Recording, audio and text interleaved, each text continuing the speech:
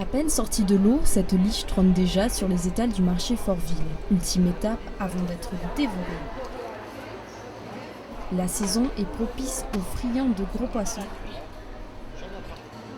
Il y a beaucoup d'anchois en ce moment, de petits poissons. Donc ça fait des grosses boules. Et la liche, la pélamide, bonite, tout ça, c'est des chasseurs. Donc ça suit ce petit poisson. Et automatiquement, vu que ça arrive en groupe, on en prend un peu plus. Si la prise est bonne, les clients, eux, ne mordent pas. On n'a personne au marché. À l'approche des fêtes, en général, D'accord. on a toujours au mois de novembre, disons, une grosse baisse. Le vieux port de Cannes n'a pas toujours été celui du luxe et de la jet-set. À l'origine ville de pêcheurs, ils ne sont plus que 33 à se partager ce ponton. La moitié sont des retraités, l'autre vit de cette activité. Franck est l'un d'entre eux. Seul à bord depuis 20 ans, la pêche n'a plus de secret pour lui. Nous sommes à 3 km ou 2000 marins de la côte, cap sur les îles de l'Airain, qui recèlent de petits poissons de roche. Je vais caler mes filets, je vais choisir un secteur en fonction des bateaux. Parce que des fois, je veux travailler dans un secteur, mais il y a tellement de bateaux de plaisance que je ne peux pas travailler. Alors j'attends, puis des fois ils partent pas, alors je cale ailleurs. Là j'ai choisi un endroit, s'il n'y a pas de bateau, je vais pouvoir travailler à cet endroit.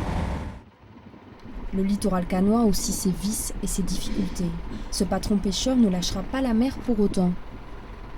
C'est un super métier la pêche. Si tu es courageux, si tu as 2 sous de jugeote, tu vis très bien.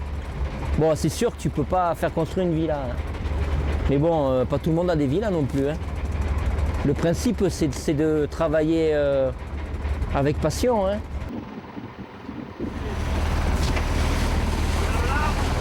Hein?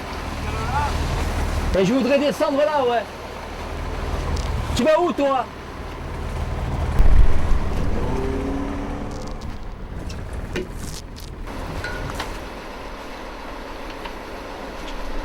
« 1000 mètres de filet plus tard, Franck s'accorde un bref arrêt sur la terre ferme.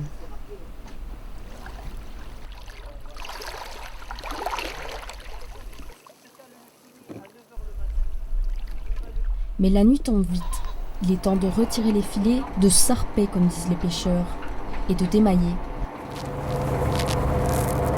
Faut pas te piquer avec les rascasses, parce que si une rascasse elle te pique, eh ben, c'est mal. Une vive est encore plus mal. Ça c'est une nacre. C'est une espèce protégée. Voilà, ça filtre la mer.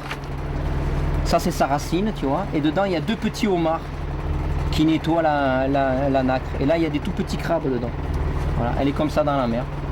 Voilà, je viens de la prendre et je vais vite la relâcher. Comme ça. Voilà. Elle continuera à faire son travail de nettoyage. Être un éco-pêcheur, c'est sa devise. Et la mer le lui rend bien. 25 kilos de poisson. À peu près, hein. De la murène. Elle est encore vivante. Un tourdre. De la rascasse. Une araignée. Et même un poisson électrique. Là. Celui-là, là. Faut pas toucher, hein, mais ça fait mal. 20h. Les lumières d'une ville toujours en action scintillent dans l'eau sombre. Et la journée de Franck touche à sa fin. Et voilà. Impeccable. Il est jamais en panne. La gastronomie de la mer attend sa livraison. À Cannes, rares sont les enseignes qui proposent des produits locaux. Ça va mon ami? Bien et toi? Ouais. Bonsoir, ça va? Messieurs, bonsoir. Tu vas bien? Ça va, salut David. Bonsoir. Ça va? Il est là le chef? Oh putain. Le restaurant Astou et Brun est un bon client de Franck. C'est même devenu un partenaire privilégié. Il lui commande entre 100 et 150 kilos de poissons par semaine. Pour moi, ça vaut le coup. Je gagne suffisamment d'argent pour faire vivre ma famille correctement. Pour le chef aussi, on a tout à gagner à profiter de la pêche locale. Pour proposer du poisson du pays pour les clients et pour faire travailler nos pêcheurs. C'est 2 conditions majeures. Alors que les clients dégustent leur plat, l'éternel solitaire marin retourne à son pied-à-terre. Ouais, c'est la maison du pêcheur. Nous les pêcheurs, vous savez, on n'a rien. Hein. Voilà.